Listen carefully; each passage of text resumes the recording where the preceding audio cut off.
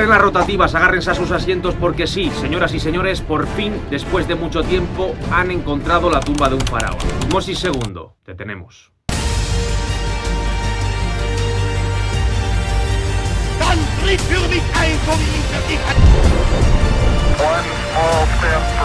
¡Hasta la victoria siempre! The greatest nation on earth. Власных иллюзий. 国泰民安. Es la noticia del año, la noticia del mes. La arqueología, la historia y la egiptología están de enhorabuena porque 102 años, 3 meses y 14 días después, los arqueólogos vuelven a descubrir la tumba de un faraón en Egipto.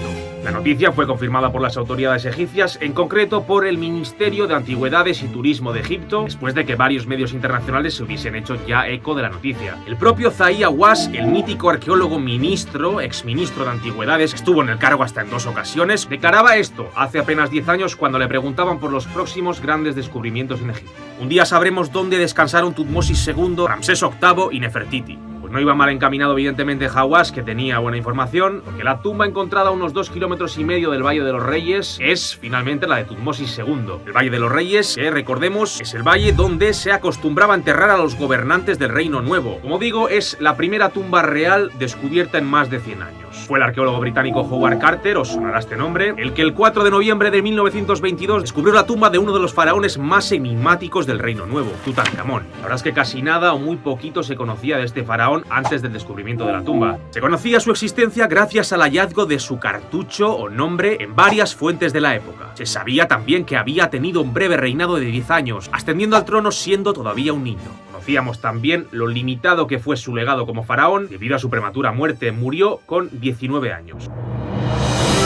Conocíamos también que bajo su mandato Egipto promulgó una importante reforma religiosa que anulaba la revolución encabezada por el anterior faraón y padre de Tutankamón, Akenatón, que había instaurado el culto a Atón, un único dios, desechando los cultos tradicionales egipcios y relegando a un segundo plano al sacerdocio de Amón. El joven faraón Tutankamón recupera los cultos tradicionales en Egipto, prácticamente elimina de la historia la figura de su polémico padre. Aún así, la repercusión, el revuelo que causó el descubrimiento de su tumba no tiene nada que ver con sus actos, con sus méritos como rey, ya que la tumba del adolescente fue hallada totalmente intacta, hecho absolutamente extraordinario y casi sin precedentes, que sacó a la luz cientos de objetos y fastuosas piezas que formaban parte del ajuar funerario que el rey se llevó al otro mundo.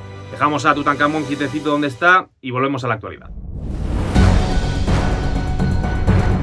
Como hemos dicho, el 19 de febrero de 2025, un equipo de investigación egipto-británico halla en las inmediaciones del Valle de los Reyes la tumba de uno de los grandes faraones de la dinastía 18 de Egipto, Tutmosis II.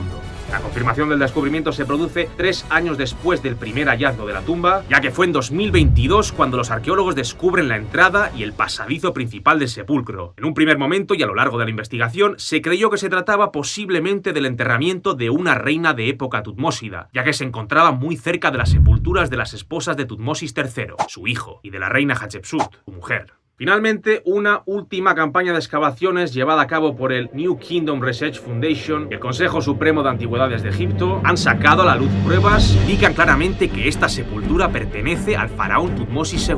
Lo cierto es que la tumba estaba muy deteriorada, ya que parece ser que en épocas posteriores al enterramiento la tumba se llenó del agua provocada por varias inundaciones que la cubrió de agua, evidentemente, y de sedimentos. Aún así, se han recuperado y restaurado fragmentos de estuco decorado que pudo haberse desprendido del techo y, lo más importante, fragmentos de alabastro en las que se puede leer el cartucho real del difunto.